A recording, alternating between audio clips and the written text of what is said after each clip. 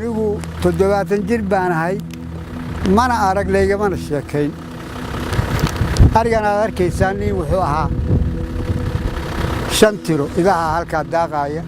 tiro iyo konton baan nool habeen walbana waa baqtiyaan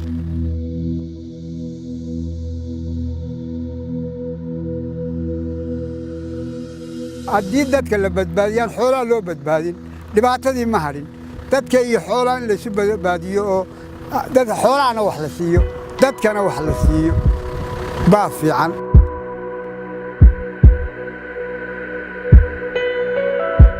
haddeer waa oo mannahay biyana ma gaaraan oo wuxuu meel uma socdaanin